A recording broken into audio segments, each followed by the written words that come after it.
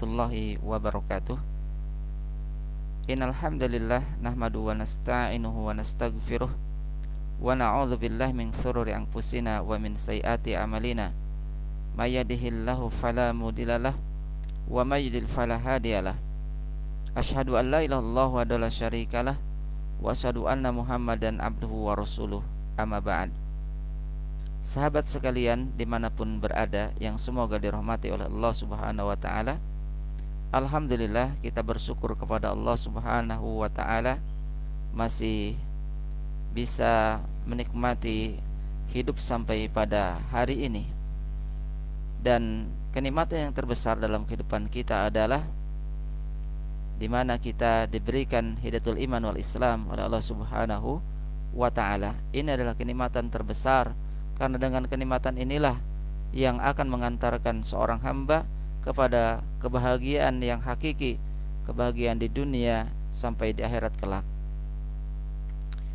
Taib, sehingga Allah subhanahu wa ta'ala senantiasa mengingatkan kepada kita, wala tamutunna illa wa antum muslimun, dan janganlah kalian mati kecuali dalam keadaan Islam. Taib, sahabat sekalian dimanapun berada, insyaallah ta'ala pada kesempatan yang berbahagia ini kita akan melanjutkan pembahasan kita dari kitab Qawaidul Arba, dimana yang akan kita bacakan ini adalah merupakan syarahnya karya Asy-Syaikh Shalih bin Fauzan hafizahullah ta'ala. Tapi kita langsung dibacakan kitabnya dan kita sampai pada perkataan beliau, wala tanfa'u, dan tidak memberi manfaat sahibaha pada pelakunya. Maksudnya kepada pelaku bid'ah, ya, kepada pelaku bid'ah. Bal tadurruhu, bahkan atau akan tetapi hal itu akan memadaratkan, ya, akan memadaratkannya, akan memadaratkan pelakunya. Li'annaha, karena sesungguhnya hal tersebut maksiatun, adalah maksiat. Jadi sesuatu ibadah yang tidak disyariatkan oleh Allah dan Rasulnya, maka kata beliau, wala tanfa'u sahibaha, tidak akan memberikan manfaat bagi pelakunya. Jadi tidak ada manfaatnya untuk pelaku ibadah, ya, yang mengatasnamakan ibadah, tapi ibadah tersebut tidak sesuai dengan apa yang disyariatkan oleh Allah dan Rasulnya. Bahkan sebaliknya, bukan manfaat, ya, bal tadurruhu, ya, bahkan akan membahayakannya, akan memadaratkannya. Kenapa? Li'annaha maksiatun, karena perbuatan tersebut termasuk maksiat kepada Allah subhanahu wa ta'ala. Jadi tidak asal niat baik, tidak asal tujuannya baik. Kalau sesuatu tersebut tidak disyariatkan oleh Allah dan Rasulnya, maka dia tidak termasuk daripada ibadah. Ya, sebelumnya seperti itu kita sudah menjelaskan. Ya. Seperti misalnya kita sholat itu baik. Nah, sholat itu baik. Ya. Tapi apabila misalnya subuh, wah ini subuh kan 2 rakaat, supaya ditambah, ya, supaya subuh itu tidak 2 rakaat karena kebaikan, misalnya ditambah aja menjadi 4 rakaat, ya, sekalian senam misalnya, biar sehat, pagi-pagi rakaatnya banyak, misalnya ditambah jadi 6 rakaat atau bahkan jadi 8 rakaat. Apakah itu akan jadi kebaikan? Lah, tentu tidak, ya, tentu tidak. Kenapa? Karena itu sesuatu yang sudah ditetapkan ibadahnya oleh Allah dan Rasulnya, bahwa subuh itu dua rakaat. Mana tak kala kita menambahkan subuh itu menjadi lebih dari 2 rakaat, maka hal tersebut tidak akan memberikan manfaat kepadanya, bahkan hal tersebut berdosa baginya. Kenapa? Karena itu termasuk maksiat kepada Allah Subhanahu wa taala. Padahal dia melakukan sholat, mungkin niatnya lillahi taala, untuk mengharap keridhaan Allah Subhanahu wa taala. Tujuannya baik, ya. Tujuannya baik. Tapi karena menyelisihi apa yang disyaratkan oleh Allah dan Rasulnya, maka niat baik, tujuan baik, ya, gerakan sholat yang dia tambah itu tidak akan bernilai ibadah di sisi Allah Subhanahu wa taala. Bahkan itu dinilai sebaliknya adalah sebagai suatu maksiat. Baik, bisa dipahami? Baik. Baik, kita lanjutkan. Wa in ja'ama, meskipun menyangka, meskipun menyangka annahu, bahwasannya hal itu taqarraba biha, untuk mendekatkan dengannya ilallah azza wa jalla, untuk mendekatkan kepada Allah Subhanahu wa taala. Walaupun kebajikan, menyangka hal itu akan mendekatkan dirinya kepada Allah Subhanahu wa taala, ya, maka tidak bisa bermanfaat bagi dirinya. Fala budda, maka mesti, ya, maka harus, ya, fil ibadati, di dalam ibadah, min hadaini syarataini, ya, memenuhi dua syarat, ya, memenuhi 2 syarat. Seperti kemarin kita telah dijelaskan secara global, ya.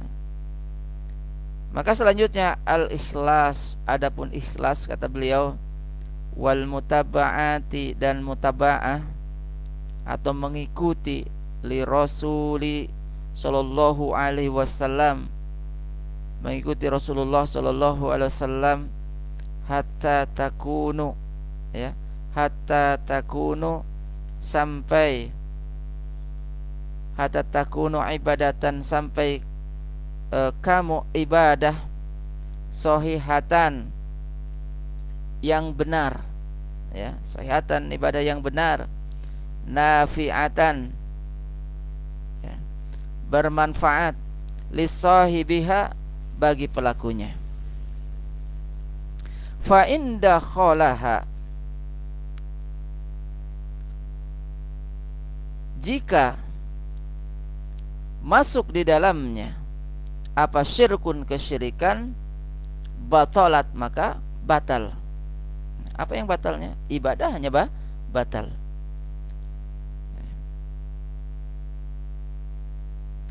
Wa idza sarat mubtada'atan,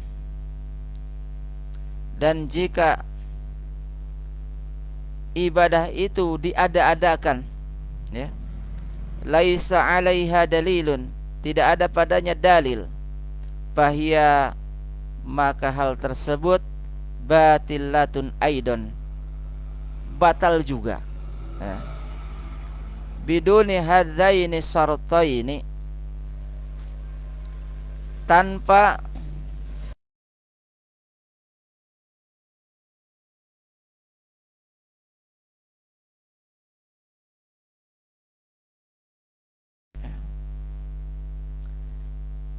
jadi wajib, ya, di dalam ibadah itu memenuhi 2 syarat, ikhlas dan mutaba'ah, ya, ikhlas dan mengikuti Rasulullah Shallallahu alaihi wasallam, sampai ibadah kita benar, ya, sampai ibadah kita benar.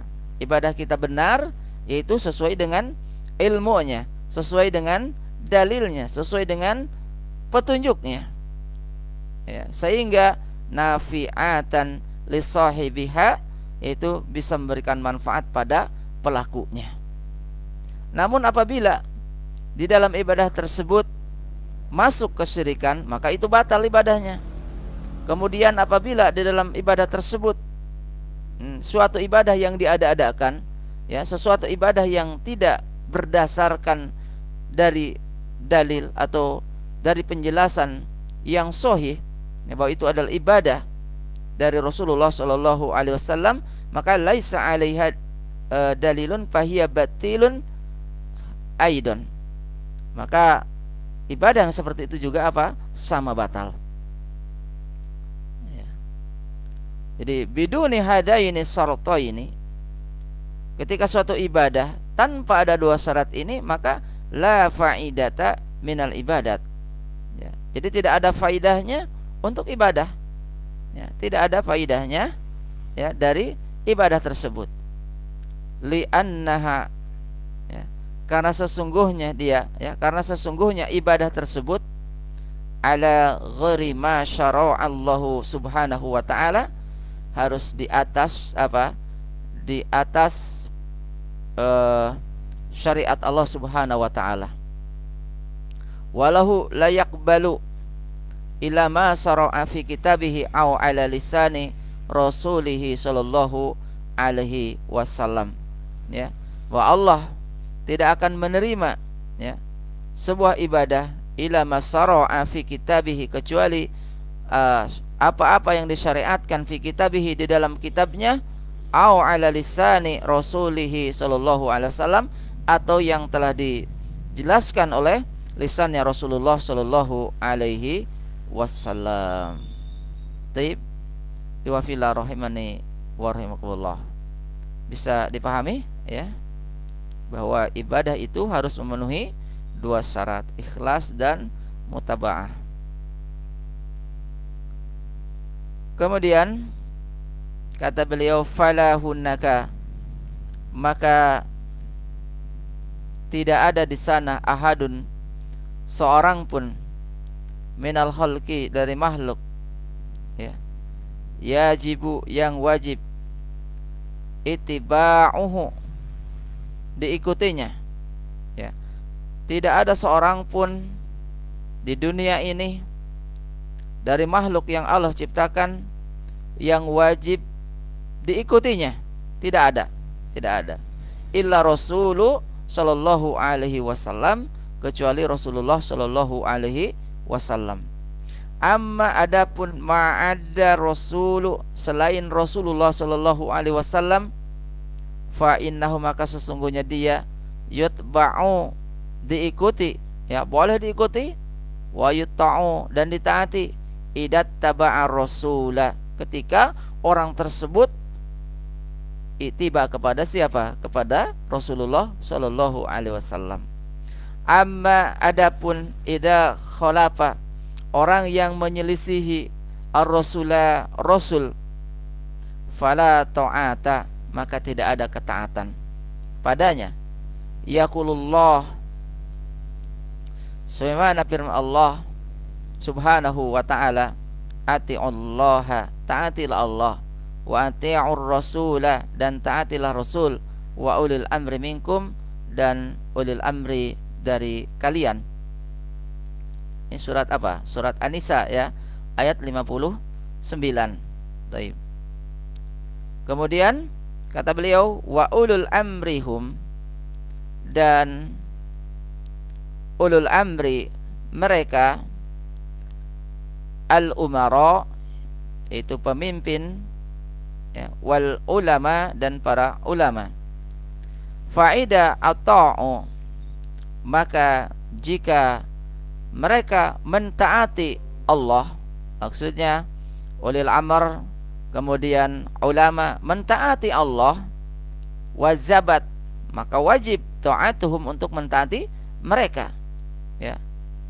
Kemudian watiba'uhum, dan mengikuti mereka, mentaati dan mengikuti mereka, tatkala ulil amr dan para ulama tersebut mengikuti apa? Mengikuti Rasulullah sallallahu alaihi wasallam.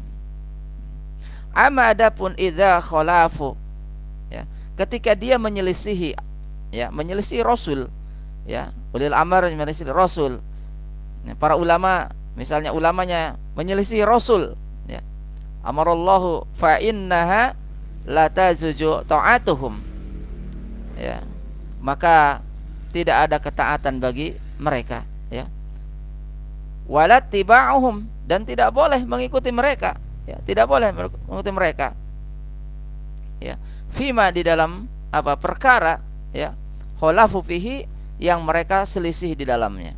Kita tidak boleh mengikutinya, ya, walaupun pada ulil amr, bahkan kepada ulama sekalipun, ketika dia ada suatu hal yang menyelisihi kepada Rasulullah Shallallahu Alaihi Wasallam, maka kita tidak ada kewajiban untuk mentaatinya. Li'annahu, karena sungguhnya dia laisa hunaka ahadun, ya, ahadun yuta'u istiqlalan, ya, karena sesungguhnya dia, ya, adalah bukan seorang yang harus ditaati secara tersendiri lah, minal hulki, dari makhluk, ya, ila Rasulullah sallallahu alaihi wasallam, kecuali Rasulullah sallallahu alaihi wasallam. Jadi orang setelah Rasulullah sallallahu alaihi wasallam, ya, boleh ditaati, ya, ulil amri, kemudian para ulama boleh ditaati selagi dia tidak menyelisihi Rasulullah sallallahu alaihi wasallam. Tapi tatkala mereka menyelisihi Rasulullah sallallahu alaihi wasallam, maka tidak ada ketaatan bagi mereka, ya. Taib. Karena berbeda dengan Rasul. Kalau Rasul wajib kita ikuti, ya. Tapi kalau orang setelahnya wajib kita ikuti, ya, ulil amr dan para ulama. Tapi yang mengikuti siapa? Yang mengikuti Allah dan Rasulnya. Ya. Taib. Selanjutnya, kemudian kata beliau, li'annahu, karena sesungguhnya laisa hunaka ahadun yuta'us tiklalan, ya. Jadi mereka itu, ya, bukan secara tersendiri orang yang harus diikuti, ya. Berbeda dengan Rasul. Wa ma'adahu, ya, wa ma'adahu, adapun selain beliau, fa innahu, maka sungguhnya dia yuta'u, ya, wa yutba'u, ya, ditaati dan diikuti, ida atau ar-Rasul sallallahu alaihi wasallam, ketika dia mentaati dan mengikuti Rasulullah sallallahu alaihi wasallam. Wa taba'ar rasula, dan mengikuti Rasul, hadihi hiyal ibadah, ini merupakan ibadah as-sahihah, yang benar. Baik, sahabat sekalian, mungkin karena waktu telah menunjukkan pukul 5 lebih, ya, maka kita cukupkan sampai di sini. Insyaallah taala pada kesempatan yang akan datang kita akan lanjutkan pembahasan ini. Dan ini merupakan pertemuan ke berapa? Ke-8 kalau nggak salah, ya, pertemuan ke-8. Semoga apa yang disampaikan ada manfaatnya, dan mohon maaf jika ada kesalahan dalam membaca kitab ini dan di dalam penyampaiannya ada kekeliruan. Ana memohon ampun kepada Allah Subhanahu wa taala. Terima kasih atas segala perhatiannya. Subhanakallahumma wa bihamdika asyhadu an la ilaha illa anta astaghfiruka wa atubu ilaik. Assalamualaikum warahmatullahi wabarakatuh.